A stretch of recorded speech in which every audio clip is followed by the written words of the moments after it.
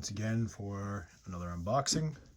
And if you missed my last one, I was down with the flu for about a week, so couldn't get any new content going, but feeling much better now, so gonna get right back to it. Previous video, if you didn't see it, excuse me, we opened up Evil-Lyn, or Dark-Lyn as she's called, Dark-Lyn. Oh, actually, right back there. Got her to stand on this table. It wasn't a problem getting her to stand. It's the table. It's sloped. So we opened her up, and I said, hey, you know what? I want to go open this one as well, see how this fits, because I haven't had a chance to get to her. This one literally just arrived. Dark-Lyn arrived just the other day. So that's probably the quickest I've gotten one in the mail and then reviewed right away. So you can go back and watch that review. But I do have a second one, unopened, that we're going to be raffling off. $5 donation to the channel, right? Non-refundable donation to the channel via Cash App. My Cash App tag be here. $5 non-refundable donation to the channel as long as we get 10 entries by the end of April. Boom. Somebody will be winning my extra Dark-Lyn. It would also help if you liked, shared, subscribed to the channel, right? But for this month, we will say, hey, as long as you make a $5 donation, you're entered.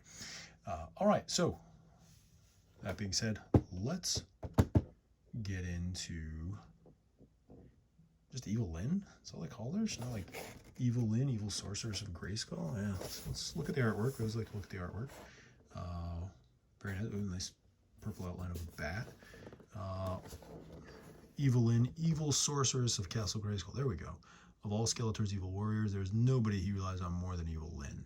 She was instrumental in the quest to destroy He-Man and steal the power of Grayskull for her. Yeah, period. Yeah. For her service, Skeletor named her the new Sorceress of Castle Grayskull. This gift, however, comes with a curse, as Sorceress Evil-Lyn is bound to the castle, making her its and Skeletor's prisoner. Boom, boom, boom. Yeah, she doesn't really seem like the type that wants to be tied down in that way, so to speak. But I'm not gonna. Keep it PG. So let's get in there. Let's get my handy scissors here. Remember those. And let's break it open. That's what we said. Okay, we'll start on the pile of boxes over here. And you'll see I use these backgrounds a lot. They come in very handy. And what do we got? We have a bunch of these silly little. Oh, there's tape too. Here we go. I'm just taking out a bunch of these silly little ties. And I have to say, I like the way Dark-Lyn was packaged. But I think it's probably more expensive to package that way. Again, I'm no expert. I've not studied it out, but I bet you it's more expensive to package that way. Using cardboard over thermoplastics. There we go. Trying not to rip anything.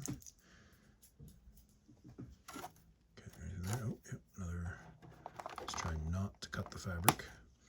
Now, so I've heard some people say, oh, I don't like soft goods on my action figures. I like plastic capes. I never liked these plastic rubbery capes you would get. Just, ugh. Even as a kid, I remember figures like Hordak or Buzzsaw Hordak came with like this rubbery plastic cape. Never liked that. I'm sure there's something to be said against the fabric, but what do you think? Comment down below. Do you prefer the fabric? Do you prefer the plastic? I remember the Masters of the Universe Classics line. He had a lot of plastic capes. Just drove me up a wall. Like, what? You guys can't do fabric? Come on. But yeah, let's pop her out of here.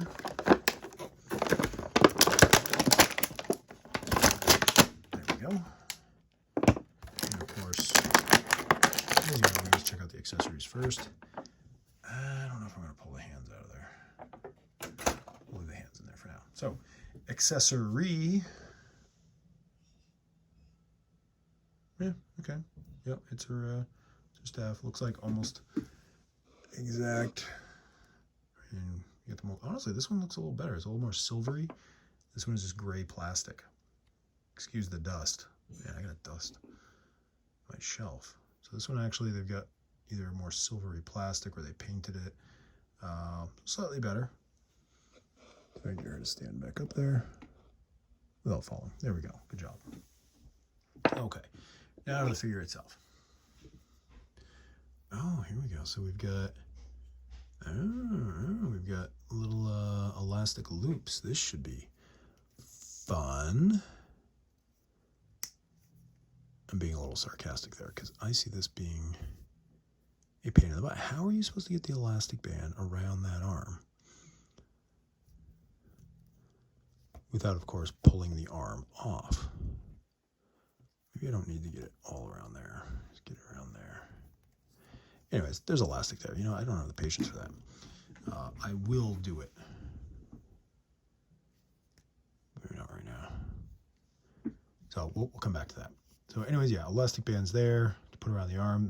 I feel like they really should have been on there in the first place, but maybe they didn't want to stretch out the elastic. I don't know. This is plastic. They probably could have used a fake blue fur, stuffed animal fur, but whatever, it is what it is. They have the facial features the same, looking pretty good. You know, that's gonna hurt. I mean, I kind of get why they went with a bat headdress, but I don't know. And instead of, you know, using fabric on, you know, the legs, of course, you can't really, it's kind of tough. Painted that on, but overall looks pretty good. All right, you get your now, she does not have a lot of head articulation because this. Okay, so she's not turning her head, not looking up and down a lot. That head is not going very far. Not really going anywhere. A little bit of ab crunch, right? Double knees, double elbows, the usual. And it kind of fits back there. So, you know, can do the usual thing so she can straddle Skeletor on the throne of Castle Grayskull.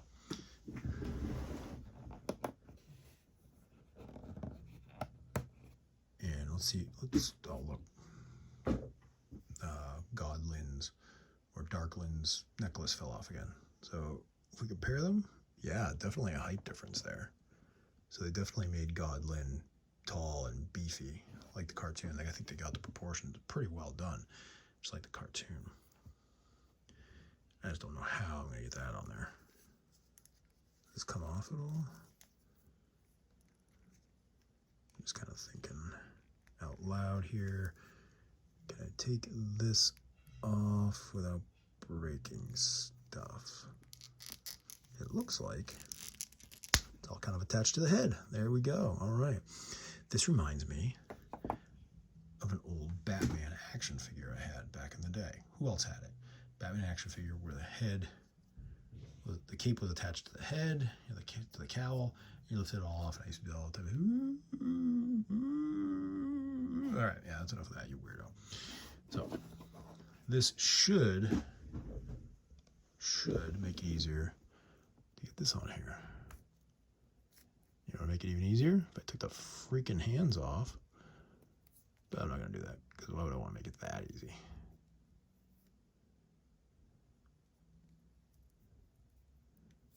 Yeah, if you took the hands off, dude, take the hands off. I don't want to. I know what you're thinking. You're like, dude, just take the freaking hands off. Come on. No, I like to make life difficult. All right, fine. Fine. You talked me into it. My only concern is putting the hands back on. Sometimes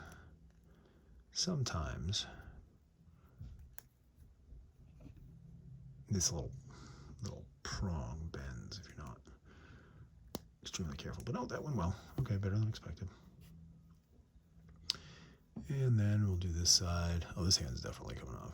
That hand's like a total pain in the butt. Oh.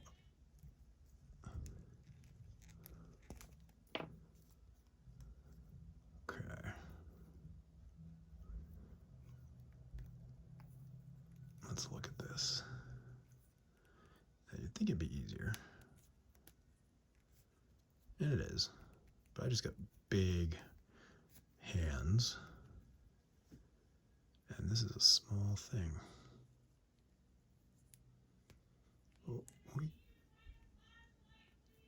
we've got it. And, oh, hold on a second. Gotta pause the video, come right back. Somebody's yelling at me, so we'll be right back. All right, thanks for sticking with me. I'm back. Had an unfortunate event. Dinner was being made. A glass got dropped and smashed, and we were having the debate.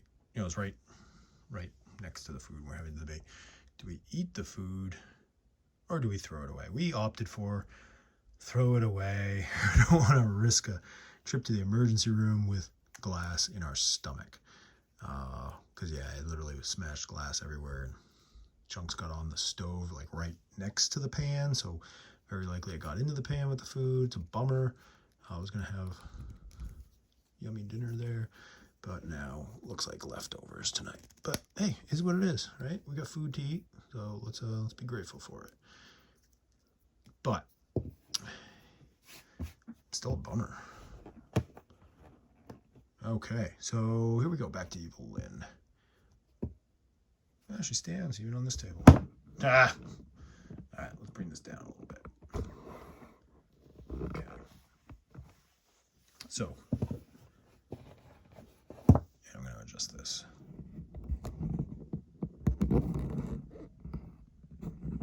That's better. That's better. You see this Evil-Lyn, I'm not going to mess with it. Okay, so overall, yeah, I mean, I like this one. It's simple. It's all paint apps, right? It's all painted on. You've got the cape, which I think the cape is pretty cool, honestly. Comes out like that. Gives her that dark Lyn look. And she has her wand? I mean, I don't know. What does she call this? She doesn't have a havoc staff. It's not the full, no, it's not the full length wand. But yeah, overall, pretty cool. So we've got 3 versions of Lyn. 4, if you consider the fact, oh, that's dusty. 4, if you consider the fact that you can put the other head on her, the long-haired head. And when do you get that many versions of Evil-Lyn? I mean, really, right? I like the way they kept the blue fur, right? But how often do you get 4 versions of Evil-Lyn? I don't remember any versions of Evil-Lyn back in the day. I get it, you know, they want to be more inclusive, female-centric. I don't know. Don't really care because get a cool character. But overall, yeah, I'm happy with that one. I still like that one. I should dust more often. And overall, I still like that one back there. So 3 versions of Evil-Lyn. I'm trying to think, are there any others from the Masterverse line? No, not that I'm aware of. But hey, thanks for watching. Thanks for joining, hanging out. Appreciate it. Again, don't forget the raffle. So make that donation. And yeah, good to see you. We'll see you later. See ya.